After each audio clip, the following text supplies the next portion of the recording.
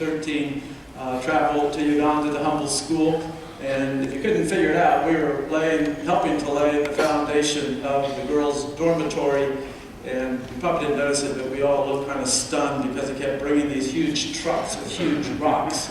And we thought we were almost done. Another truck of huge rocks would come, which meant every one of them had to be thrown into that foundation as you saw there. And so the foundation has been laid for the girls' dorm, and that's because we teamed with some very strong people there in Uganda that knew more about that than we did. We were just there to learn from them, and it was an incredible experience. But also, I believe something landmark happened beyond just that, and I happen to serve on the school management team of Humble School. And one of the things that I introduced to the team this past summer was the possibility of increasing their reading capabilities in their library. We know that it's very costly and very cumbersome to take books over there. And besides that, they don't even have any space at this point to put as a library all the books that we might take. And so we introduced the possibility of Kindles. You all familiar with Kindles?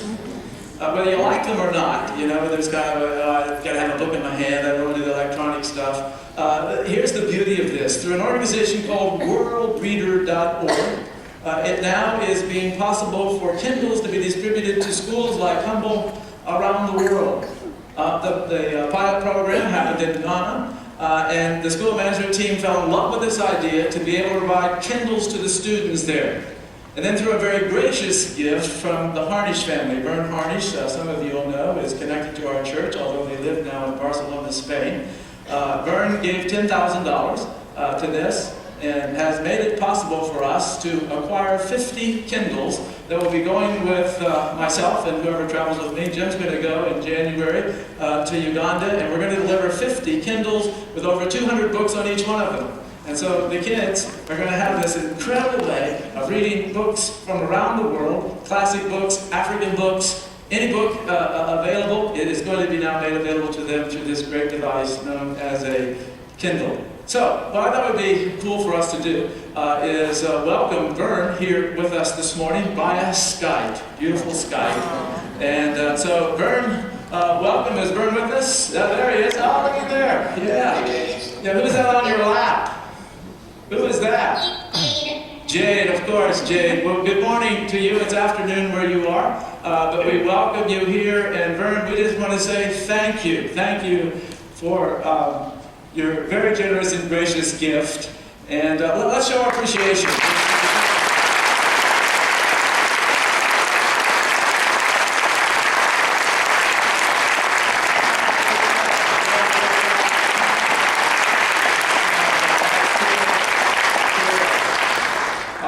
Let's see you now. That was a prettier picture, but let's see you. That's why we're doing it. There's our children that we're supporting down there. We've got them up on our refrigerator, so we remember them every day that we get up and have breakfast.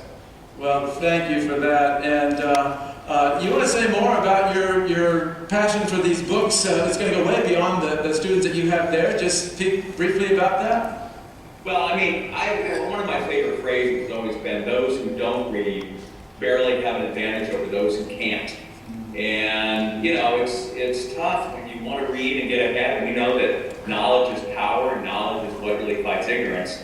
And so our ability to be able to get the kind of books that they want to read, I'm sure maybe you've shared with them, Dave, but part of the World Reader organization, we're very close to them. Its founders, a dear friend of ours, and many of the folks that are our friends here that are expats or work in the team. But one of the main things they're doing is they're converting the local books, the local stories into electronic books so that they can be sharing their own culture more broadly, be those the Kindles and the e-readers, than just the kind of books that we might want to be able to send down and support them with. Yeah, exactly. Actually, what we're going to be doing here real soon is letting the headmistress at Humble go online and see the books that are available there, the local books, and they're going to be helping to choose those. We're not just sending just arbitrary books or books we think they should read. They're going to help in the selection of those. And so, Vern, we just can't thank you enough for this. The deal is that Vern has given $10,000 to this. We actually needed about $1,700 to complete the 50 books.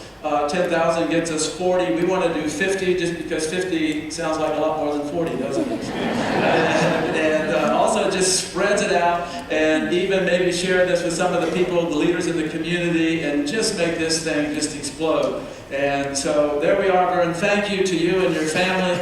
And Hey, Dave, can I say one more thing? Sure.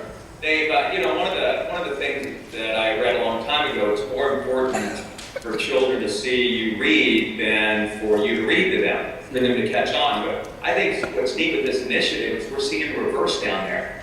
And I'm sure they talked to you about it, you've seen it as well. The parents are seeing their children now read on these e-readers, and they're starting to download books, and their number one set of downloads are how-to books. They want to learn how to do things in order to make themselves better. And so we've got the children leading the parents in Ghana. Wow, that's kind of what Jesus said, right? The children will lead us, and unless we become like children, we'll never see the kingdom. Thank you, thank you, thank you. Yeah. Amen. Let's thank you.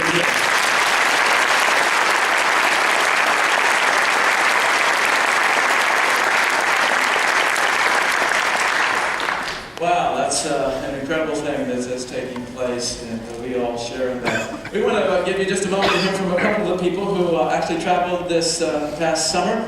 First we'll have Drew Stevens. Drew, if you'll come and join me here for a second.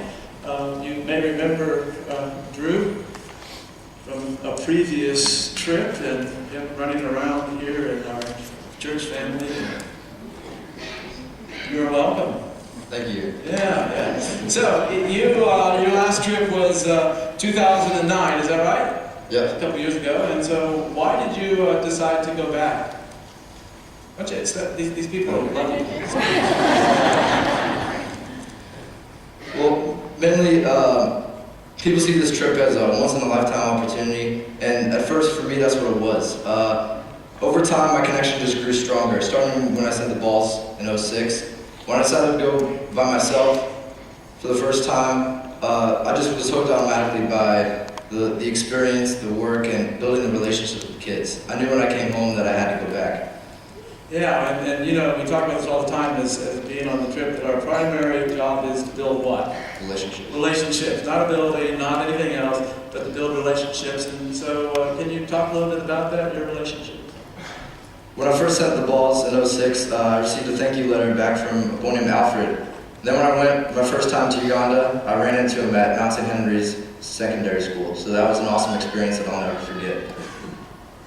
Playing at the school with all the kids and hanging out with them, I built a really close relationship with Hogo. And I'm also very thankful that I've made two great friends in the choir, John and Gabriel. And I was happy that they joined me for dinner at the Broadrun football team dinner last week.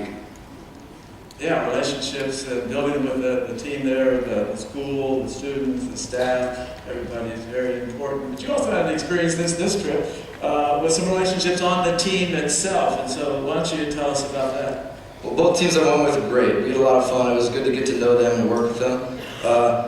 One kid I met, Cody Hudson, he was on the trip. We're the same age, but we go to different schools. They're close, but we were just different, and we never talked or hung out and everything. As the trip went on, I learned that he was funny, great musician. All the kids loved him, and I was just really glad to get to know him on this trip. Yeah, and so you realize that it's not just about relationships with the people there, but also relationships with our own team, and we just continue to work on our relationships. That's what we're all about. And so, why would you encourage anyone to go to Uganda? Well, when you go, the experience of Uganda itself is just amazing. Seeing all the kids, hanging out with them, meeting all the people there. I see things differently now, which is very important because of the area that we live in. One thing I learned that everyone in Uganda they're just so happy no matter what they have. And I think we could all use a little Uganda time.